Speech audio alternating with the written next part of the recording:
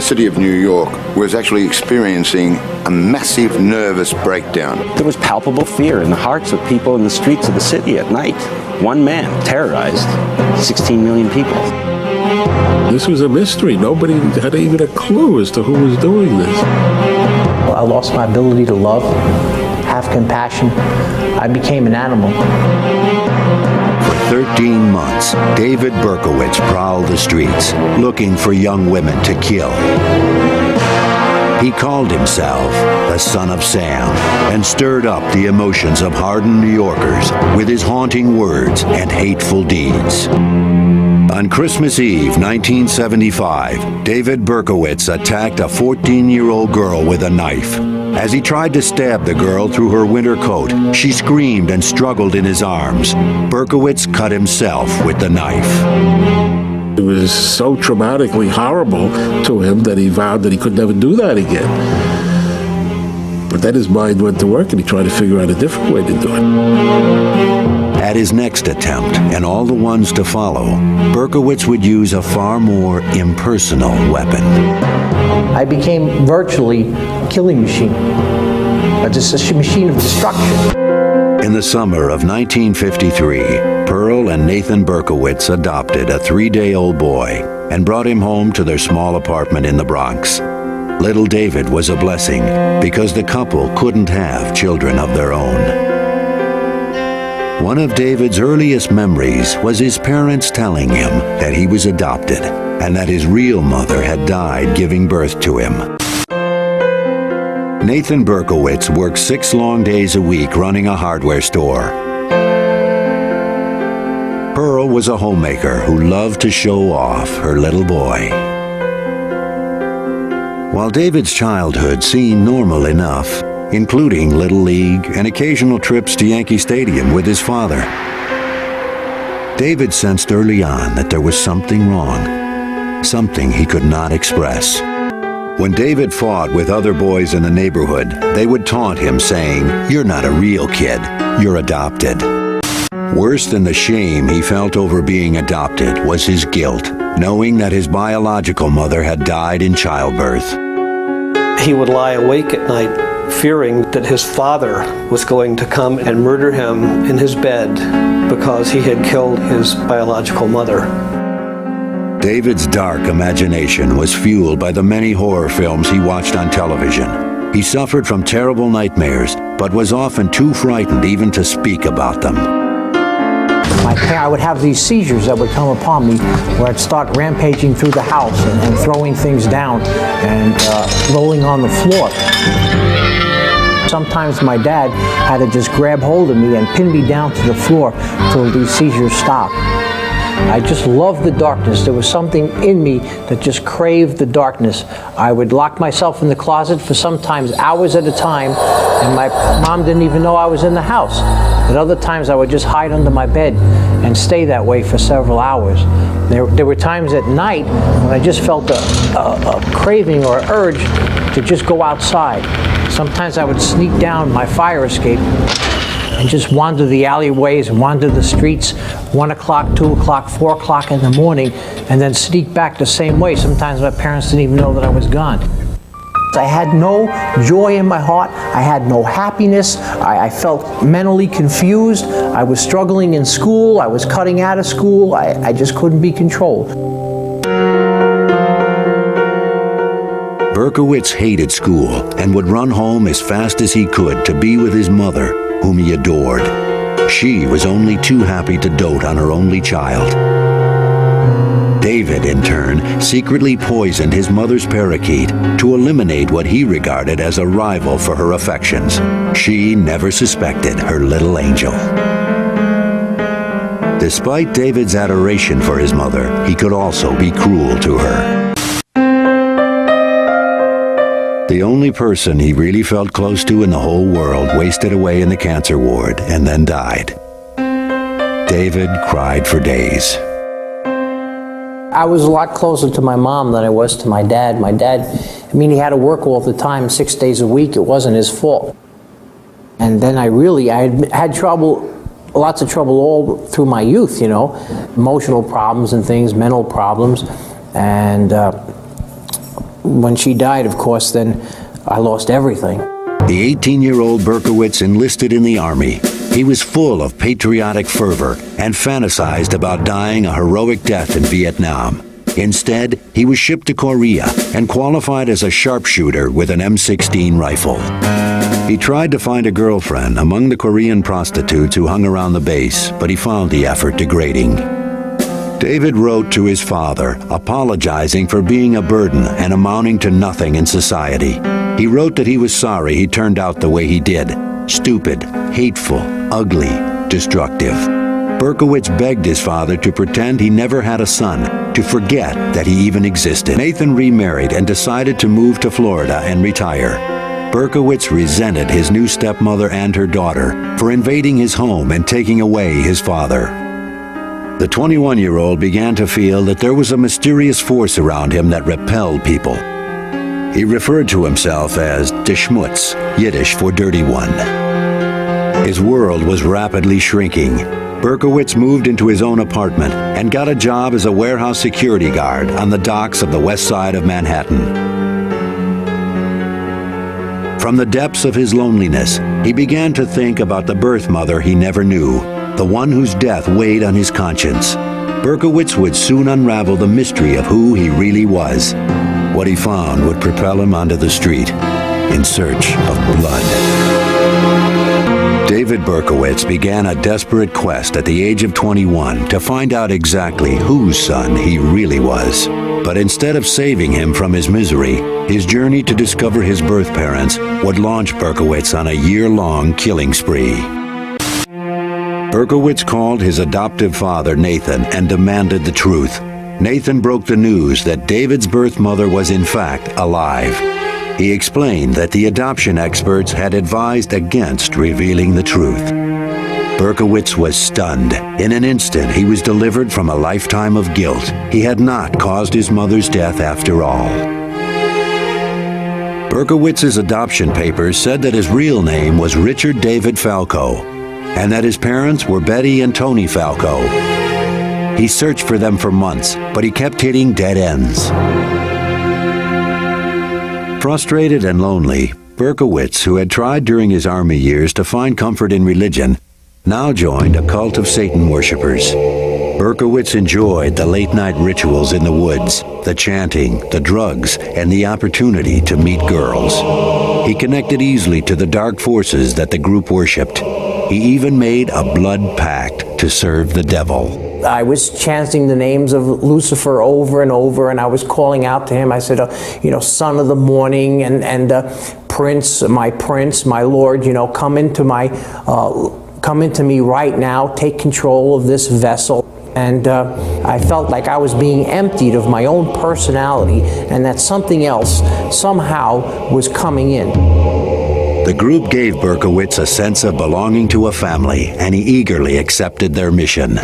I was lonely, I had no real companionship, and I was invited to a party one day. I went to the party, this was in the Bronx. A couple of guys said, hey, listen, you're looking for a girl or something, you're looking for a good time, we got some friends that meet in a park nearby.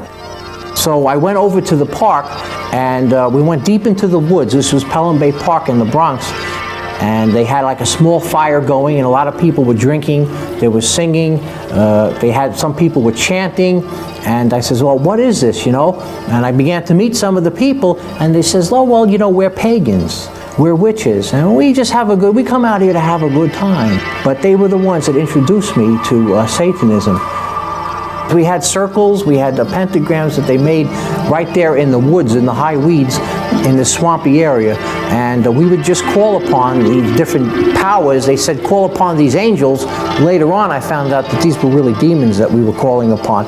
But I would do these rituals and meditate, and you could feel this surge of energy come upon you. Things began to change within me.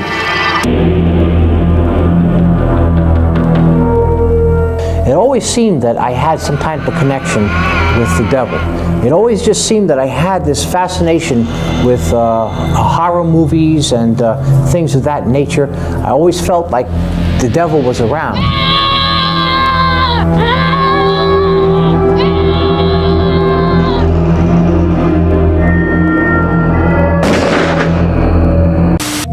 had worshipped a powerful occultic deity named Samhain. He is one of the high-ranking demons, and he was the one we used to call upon all the time. And it became somehow abbreviated to Sam.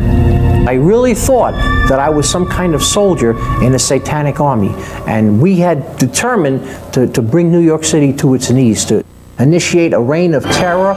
And looking back, it was a tragedy. Innocent lives were lost, my life was ruined, other people's lives were ruined, and we brought nothing but hurt and pain.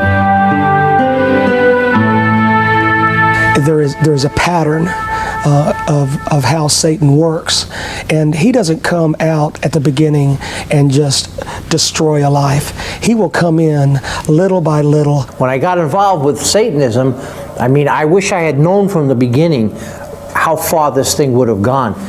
As unbelievable as it sounds, what started as animal sacrifices, people began to talk about making human sacrifices. And I never knew at the beginning that this stuff was going to result in murder.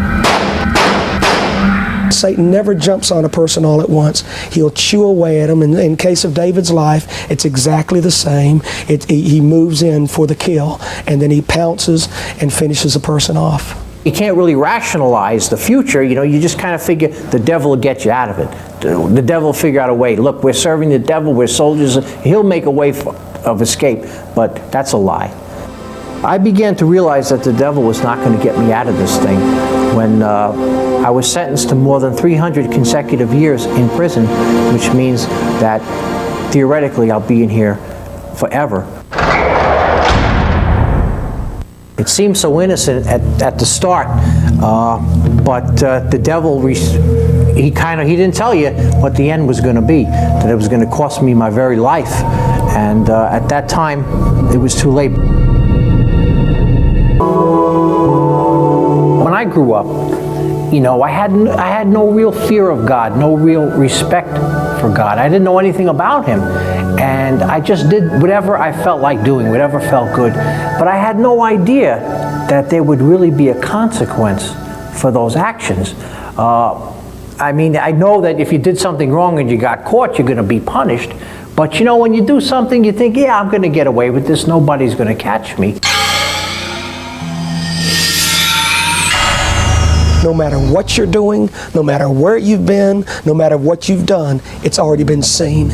It's already been tabulated. It's already been written down. His other mission, to track down his biological parents, was finally accomplished after a year of searching. When he first spoke on the phone with his birth mother, Betty Falco, David's expectations soared. Berkowitz hid his disappointment and told Betty that he loved her and forgave her because he knew she must have had a good reason for giving him up. Betty revealed to David that Tony Falco wasn't his real father. Betty Falco had secrets too. Betty, a daughter of poor Jewish immigrants, had married Tony as a teenager.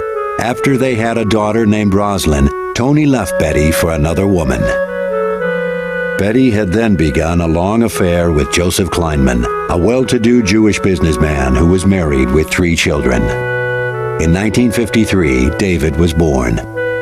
Kleinman would not tolerate the embarrassment of an illegitimate child.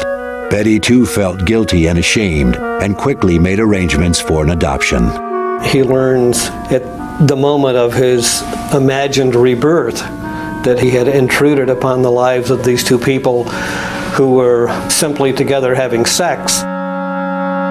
Berkowitz's relief over not having killed his birth mother quickly turned to anger. He later wrote, "Here I was, never wanting to be born in the first place, miserable, maladjusted, plagued with death fantasies, only to find out that I was unwanted, an accident after all." This moment of truth lit a fuse in Berkowitz, but he never let his feelings show. For a while, he even maintained a relationship with his half-sister and her 2 daughters, who called him Uncle Richie and would jump into his arms when he arrived for dinner.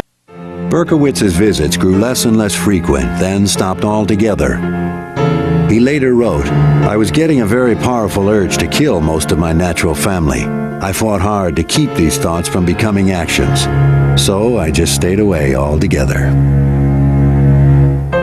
The 22-year-old Berkowitz mysteriously told his half-sister that he would never hurt her or her daughters.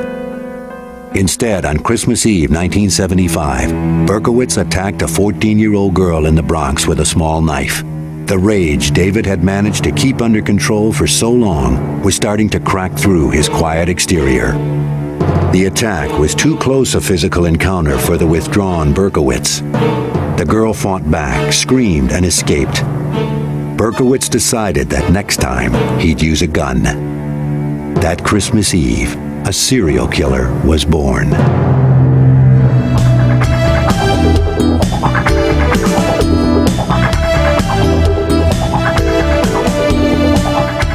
In the bicentennial spring of 1976, Berkowitz was still working as a night watchman, but he complained that he couldn't sleep during the day because of howling dogs belonging to his landlord. He quit his job and moved to an apartment on the Hudson River outside the city, only to find more incessantly barking dogs in his new neighborhood. From 1976 to 1977, Berkowitz drove a taxi, worked in the post office, and tried to live with his paranoid feelings. He would often drive to the beach and sleep in his car for a few hours of peace. At the beach, David took long walks trying to sort out his scrambled mind. One day, he made a decision.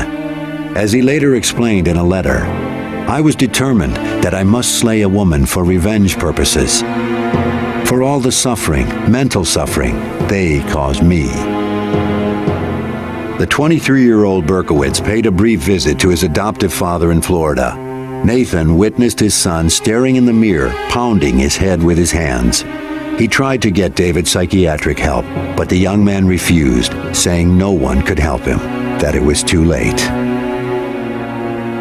When Berkowitz left Florida, his vengeful fantasies grew more concrete. He drove to Houston to visit an old Army buddy who innocently helped Berkowitz buy a .44 caliber Bulldog revolver to protect himself, Berkowitz said on the long trip back to New York. Out of the darkness of his rage, the weapon was his final solution. In his tormented mind, the barking of the dogs became unbearable. With his anger and sexual frustrations mounting, it was just a matter of time before Berkowitz would express himself with his gun. Before I came to know the Lord, my flesh was just going crazy and had no control over anything. It didn't even try to control me. You know, back then, I committed some very serious crimes. Six murders, injured a lot of people.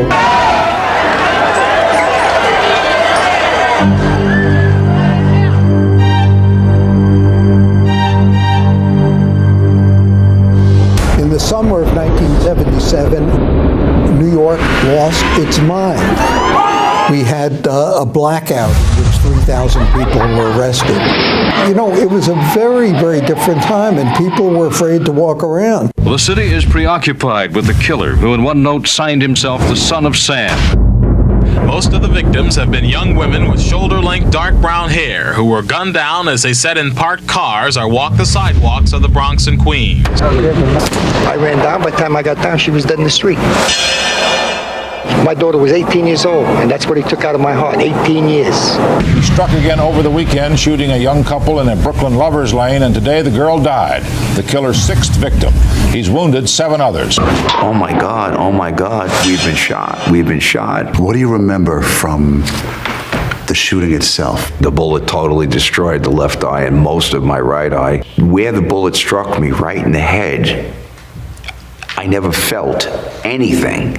It just hit me directly in the head, and it traveled right across to the right side of my head.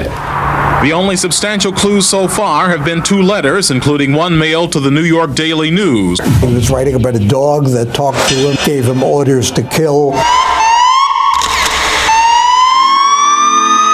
On July 29, 1976, Jody Valenti was dropping off her friend Donna Loria in the Bronx. Berkowitz drove by and saw the two girls laughing and talking. He parked his car 2 blocks away and walked back. Then he circled the car at a distance, like an animal stalking its prey. Jody turned her head and saw Berkowitz's piercing eyes. She said, "Who's that?" As Donna turned to look, Berkowitz pulled his gun out of a brown paper bag and fired. In the silence that followed, Berkowitz was frozen. Jody pounded the car horn.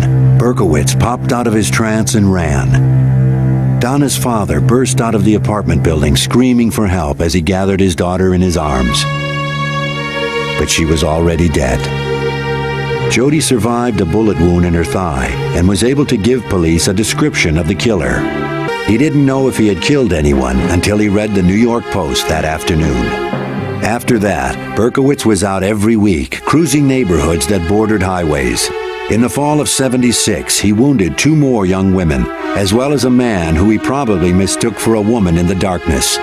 Donna DeMasi was shot in the neck. Joanne Lamino was paralyzed from the waist down. And Carl De Niro would end up with a metal plate in his head. Berkowitz was nervous during these first few attacks because he realized he was crossing over the greatest moral divide. "I was cognizant of finally being able to pass that point in which a human plays God," he would later confess. "I was anxious, excited, and tense." On a frigid night in January 1977, Berkowitz, with his gun in his pocket, cheerfully helped some stranded teenagers push their car out of a snowbank. And yet, later that very same night, Berkowitz crossed paths with Wall Street secretary Christine Freund, who was in a parked car with her boyfriend. She was shot and killed. Her boyfriend was unharmed. Up to this point, police still had no clue that the murders were related. The detective assigned to Freund's case sent the bullets to the ballistics lab for analysis. I walked into the ballistics unit in the police academy. I met with George Simmons, and my purpose of going there was to meet him specifically, not his boss, not another ballistics detective, but him, because I had a lot of faith in him. And as I walked in, he said to me, "Joe, we have a psycho here." Simmons explained that he had seen the same bullets in 3 other shootings since July.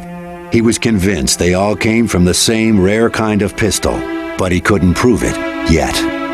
The 5th attack took place on March 8th, 5 weeks after the murder of Christine Freund, and less than 100 yards away in Queens.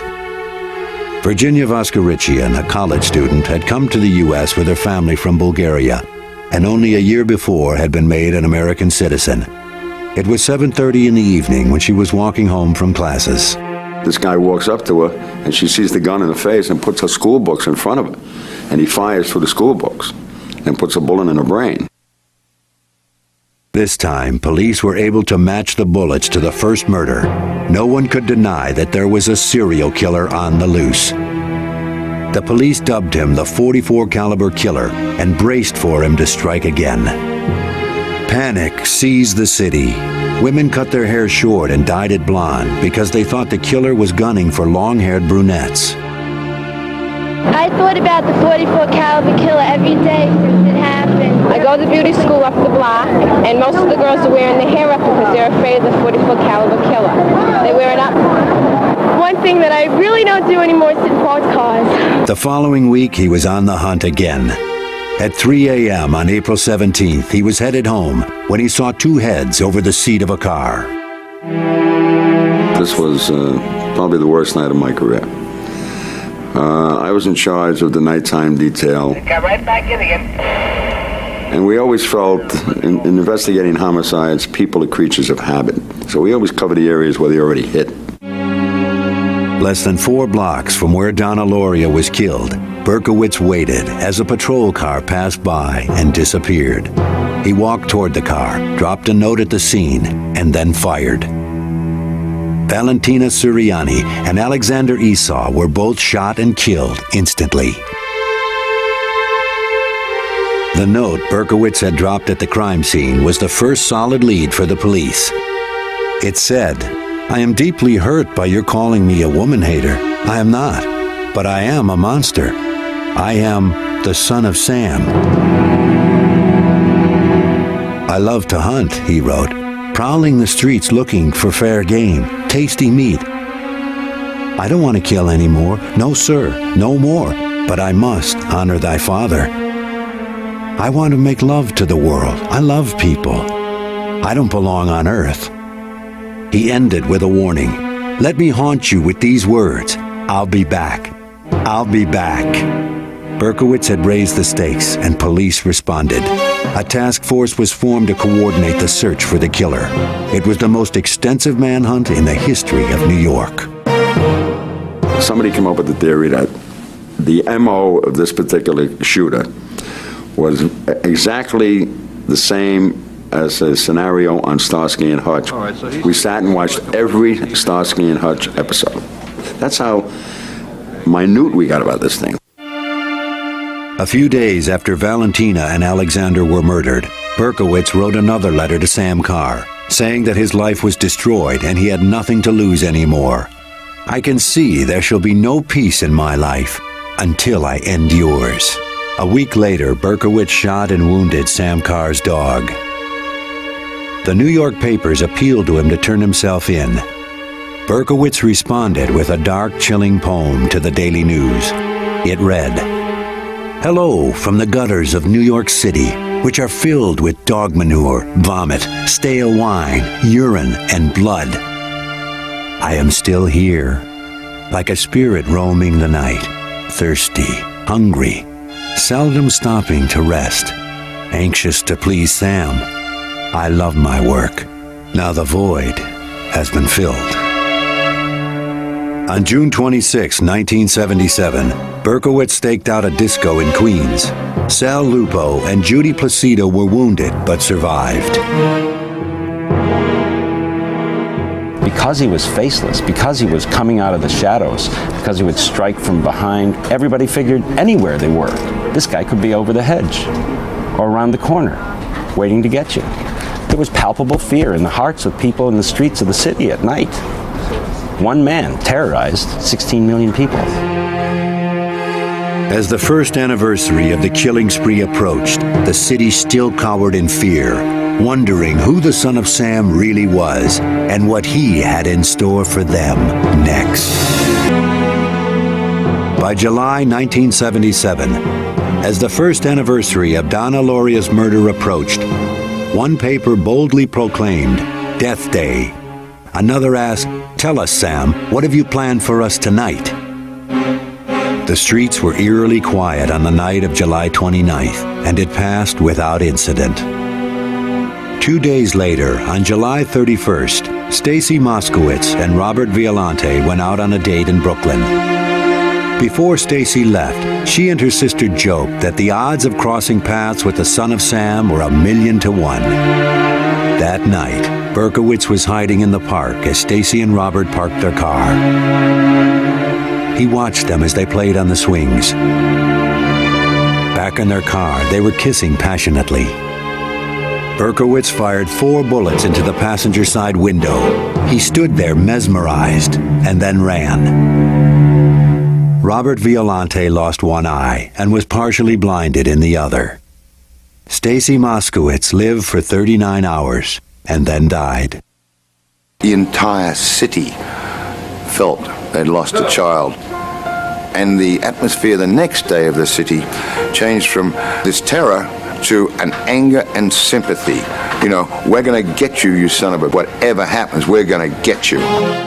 By now, Son of Sam was so notorious that Stacy's murder made headlines all over the world.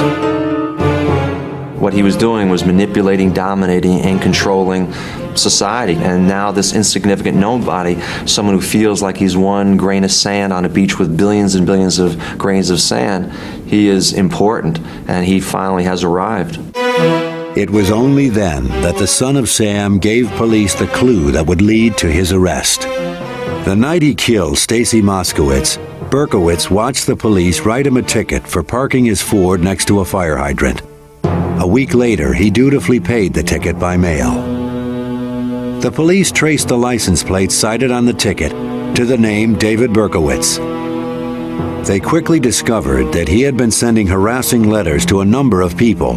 and that a man named Sam Carr claimed Berkowitz had shot his dog. Out of a pile of hundreds of tips and complaints from the public, Berkowitz's name appeared 3 times. On August 10th, 1977, a large team of detectives staked out Berkowitz's apartment. The end was anticlimactic. Berkowitz walked out of the apartment building with a brown paper bag and got into his car. A detective approached the car and told him to freeze. Berkowitz turned around and said, "Well, you finally got me." The officer asked, "Who do I have?" Berkowitz said matter-of-factly, "The son of Sam." On the seat next to him in a brown paper bag is the .44 caliber gun that did all the shootings. No resistance, no shootout, no nothing. You got me. You got the son of Sam. The police brought him in for questioning, and the media descended on them. He came almost in a spotlight. There was a surreal feeling about it. We're finally putting a face to horror and terror. Berkowitz confessed to all of the son of Sam murders, revealing details that only the killer could know. He enjoyed talking about it. He enjoyed being able to give us what we and he only knew. Take it easy.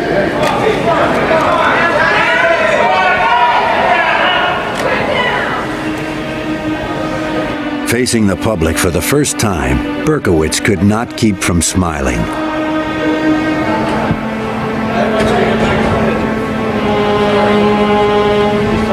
Berkowitz showed no obvious sign of his dark, vengeful interior. He was cooperative and polite. When detectives asked him why he had paid his parking ticket, he responded, "Because I am a law-abiding citizen." 6 innocent young people dead, many others seriously wounded. With his capture, the mysterious identity of the son of Sam was made known to the nation. His name, David Berkowitz. Time magazine said that few killers have seemed as psychotic as David Berkowitz. One key investigator on the case called him loony, wacko, gone. But the courts ruled that he was sane. And after pleading guilty without a trial, David Berkowitz was condemned to 6 consecutive life sentences with no chance of parole. At a news conference, Nathan Berkowitz, now 68 years old, expressed his grief for the families of the victims. So forth. Did you have any possible thought it might be David? No, I did not. Upon learning that it is allegedly he, what was your immediate reaction, and how did you get the news? I cried. I think that's enough, gentlemen, with respect to any further. Berkowitz said he had been ordered to kill by demons originating from his neighbor Sam Carr, who he claimed was the devil in human form. For 8 months, Berkowitz was held in a bare-tiled room in the prison ward of the Kings County Hospital. A hearing was scheduled to determine if he was mentally fit to proceed to trial. During the first few weeks of his incarceration, guards reported that the son of Sam ate like a horse and slept like a baby. He rarely got upset and seemed to be indifferent to his plight. In tape-recorded interviews with psychiatrists, the son of Sam tried to explain himself. And I had nothing against these victims. So were these people to me. They were just people. I didn't hate them. I wasn't angry against them. So why did they do it? Well, Sam did it through me. He used me. He made me go out there and do it. I did it for him, for blood. Right outside Berkowitz's window at the Kings County Hospital, a death rally was staged. Many New Yorkers were filled with bitter hatred for Berkowitz, but none more so than the parents of the 6 murdered and 7 wounded young adults. After I saw what had happened to my boy's left eye, I had wished that his eyes could be taken out of his head for Robert's sake. And I hope he lives a long time with this in his heart. And I hope he never has a minute's peace. Never. Never. Just once I want to get my hands around his throat. He took something from me. So wouldn't you feel the same way? You'd want to get revenge, wouldn't you? And if anybody tells me no, I tell them they're sick. Mike Loria, and millions of other New Yorkers, and I have to say myself too, said, you know, yeah, he's got problems, mental problems, but he deserves to die. He deserves to die for what he did. Sitting in his cell, Berkowitz began to feel the same way. Suicidal feelings overwhelmed him. In a letter, he wrote that he was a cursed person beyond hope. The court ruled that Berkowitz was fit to stand trial. Ignoring his lawyer's advice, Berkowitz decided to plead guilty and be punished for his crimes. He asked to be put away forever so he would not kill again. Berkowitz wrote to his father begging him to accept his decision to plead guilty. Once again, he told his father, "I failed you, but it's over now. Please, let me have a little peace." In May 1978, the son of Sam pleaded guilty to 6 murders. A few weeks later, on the day of his sentencing, David threw a tantrum and broke the restraints on his straitjacket. The officers subdued Berkowitz and brought him into the courtroom. They bring him into court, and he's subdued, but he looks around, he spots Nasa Moskowitz, and he starts yelling at her, "Stacy was a whore! Stacy was a whore!" Before they could drag him out, Berkowitz screamed, "That's right, I'd kill her again. I'd kill them all again." Nasa Moskowitz was standing up screaming at him, "You son of a... You killed my daughter, you're gonna get killed yourself." It was an astounding moment. Berkowitz was dragged from the courtroom biting and kicking. The sentencing was postponed. On June 13th, a greatly subdued Berkowitz stood before the court. The judge said, "It is this court's fervent wish that the defendant be imprisoned until the day of his death." The judge added that Berkowitz was an animal, and he wished he could have given him the death penalty. He was sentenced to 6 25-year-to-life consecutive terms and began his incarceration at the notorious Attica prison in upstate New York. The following year, in February 1979, Berkowitz announced that he had made up the story about the demons.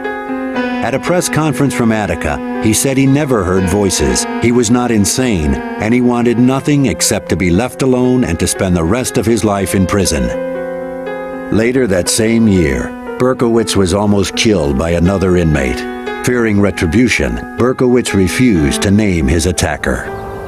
Following the attempt on his life, Berkowitz seemed to become more introspective about his crimes. He wrote in a letter that he did hate women, especially women who dance, he wrote, "I hate their sensuality." Berkowitz told a fellow inmate that he attacked women kissing in cars in order to prevent other illegitimate children from being born to suffer the way he did.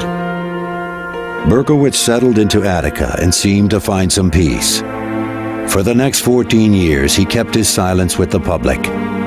Then, in 1993, Berkowitz came forward and revealed a new twist to the Son of Sam story that would capture the public's imagination once again. Prison is really a place of suffering. It's a place of hopelessness. It's a place of loneliness. You will see a lot of people who will not walk with a smile on their face. You will never see them smile. I've seen men who've committed suicide in prison. I know some personally who have taken their lives, who have hung up because they felt that they had no hope. They hung themselves in their cell. I've seen men stab and cut one another over the most petty things. In prison, there's such a high level of anger. Men are so frustrated. Men know that they've thrown away their lives, and they're bitter. And they take it out on one another. They lash out at one another. Sin will destroy you. Sin will eat at you like a cancer and destroy your body, destroy your mental capabilities, destroy your spiritual life, destroy your emotions. I wish I could just go back into the past and change everything. Looking back, it was all so senseless. You know, being the son of Sam was the biggest waste. It was the biggest lie. Satan had me totally deceived. I didn't know what I was thinking. I had just been programmed to kill. I hurt innocent people, and I took innocent lives, and that really gets to me. You know, I got like great heaviness and continual sorrow in my heart over the lives that were destroyed through my own foolishness. And I have no excuse to make, you know. I have nobody I can put the blame on but myself.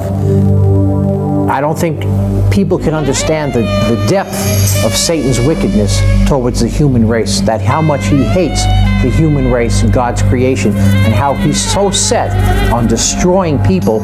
And the younger he can get people, it's more advantageous to him. I started out just dabbling in things, just toying with things, and I got burnt real bad. I know that the devil has a plan and a purpose for every person's life, and that is to destroy that person, to take that person to hell, to keep that person blinded to the dangers of the things that they're doing, and then eventually to steal their soul.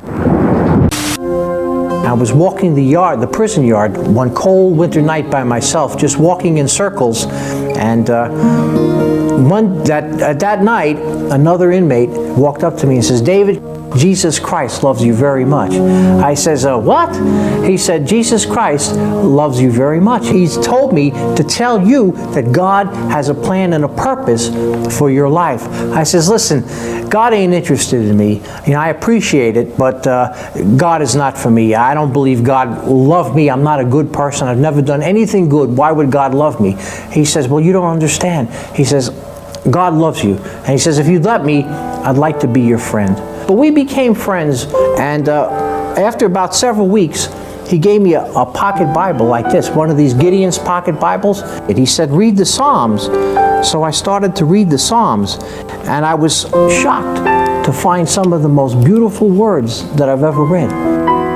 And all these things began to touch my heart. Like, for example, in Psalm 18, I never heard these words before. It says, "I will love you, O Lord, my strength. The Lord is my rock and my fortress and my deliverer, my God in whom I will trust. He's my shield and the horn of my salvation, my stronghold. I will call upon the Lord who is worthy to be praised. So shall I be saved from my enemies." And I was reading this and thinking, my enemies? I says, yeah, I got a lot of enemies because in prison, I was threatened a number of times. You know, I had to stand my ground. And one time, as you can see, a guy tried to cut my throat. When I was in Attica Correctional Facility in 1979, a guy had a razor blade and he snuck me. All these years, the devil had my mind. I mean, I gave up on life. I gave up on everything. I said, you know, my attitude was, "I'll leave me alone, man. I'm here in prison to die, and that's it." Well, I began to read these things for the first time in my life. And it says here in Psalm 18, verse 6, for example, "In my distress, I called on the Lord, and I cried out to my God, and he heard my voice from his temple, and my cry came before him, even to his ears." And I says, wow, you know, God hears. One night, I was in my cell, and it was near midnight, and I was reading the Bible. I don't even remember what passage it was, what psalm, but suddenly I just felt this overwhelming urge to just open up. I just felt something come upon me where I says, "God, you know, I can't take this anymore. God, if you're real, if you're around, if you're out there, if you want anything to do with me, I don't know. But I'm just sick of the way I lived. I'm sick of the way I lived my life. I'm sick of all the torment that I went through. I'm sick of all the hatred. I'm sick of having to live with knowing that I hurt innocent people, knowing that I destroyed lives. I'm sick of the devil. I'm sick of being lied to. I don't give a darn anymore. If you're interested in me, if you could hear me, you know, let me just start pouring my heart out to you." In the quietness, I just started crying and crying, and all this stuff was just coming out of me. I said, "God, I'm so sorry for living like an animal. I'm so sorry for all these things, Lord God. I don't even understand what happened. Lord, it seems like I never had a moment peace, God. I never had a moment of peace or happiness in my life, not real happiness." And I just began to cry. Maurice Dubois. It's an honor to meet you, sir. Glad to meet you. Thank you for talking with us. Sure, okay. It's a big step, you know. I have my misgivings and nervousness and all those other things, but understood. Is this a special place for you? Yeah, it is. Yeah, it's a place of refuge. Now, I've been locked up since the time of my arrest, just under 40 years. You just turned 64. Yeah, I just turned 64. Yeah. What would you tell 23-year-old David Berkowitz today? Turn around before it's too late, because destruction is coming, you know. As far as I'm concerned, that was not me. That was not me. Even that name, I hate that name. I despise that name. Which name? That moniker, Son of Sam. That was a demon. The devil blinds us to the consequences of sin, and as we move along, it gets harder and harder to come to God as time goes on. If you think that you say to yourself, well, I'll just wait for another day, or hey man, I want to have my fun first, or I want to party down and this or that, the devil has a trick for you. I've heard every excuse in the world for a person not giving their life to Christ. A classic with young people is, I've got plenty of time. Well, that's a lie from the devil. He'll say that you have plenty of time. And he'll say, you know, the way of Christ is right, but give it some time. Give it some time. And sure enough, we give it too much time, and we end up in the grave before we make that decision. God is in the ghetto. He's in the suburbs. He's everywhere calling people to himself. And every person needs to know that they have to make a decision. This is a serious matter. It's a matter of life and death. Many of you that are hearing this message, you're not going to listen to what I say. And maybe perhaps in a short time, you're going to leave this world. Maybe some of you are going to die violently on the streets. Maybe some of you are going to overdose on drugs or die in some car wreck as a result of alcohol abuse. At one time, these hands were being used by the devil to destroy. But I thank God today for his great mercy that these hands are being used to touch lives. Sometimes I just get so happy and so thankful of what Jesus Christ has done in my life. Here I am, a murderer, a man locked behind prison walls now for 19 years. And yet God has shown me that he was willing to forgive me and give me a whole new life. Today, God is using me here in the prison to minister to other men, to give them a message of hope, to give them a message of encouragement, to let them know that Jesus Christ wants to help them, that Jesus Christ can set them free from sin's power, that Jesus Christ can give them a life, that Jesus Christ can rebuild their broken lives, and he will put the pieces back together. If God will save someone like me, a murderer, and make me into a minister today, he'll do that for anybody. You can say nobody is beyond the hope of God's reach, outstretched hands. Nobody is beyond the hope of God's love. At one time, I was called the Son of Sam. Today, God has said, you are now the Son of Hope. That's my new name, Son of Hope, because I tell everyone that there is hope in God. A lot of this was the suffering I brought on myself through my own sinful actions, but God is good. God is good, and he's brought me a long ways. I think in all seriousness and soberness, when I shudder to think what my life would have been if I never came to Christ, I honestly believe that I would not be alive today. I probably would have taken my life, because in my times of depression and darkness, there was really no reason to get up in the morning, no reason to go through the day. It was a lot of pain, a lot of mental and emotional anguish and guilt and torment and all these things that I was carrying. And when I came to the Lord, the Lord began to change all those things.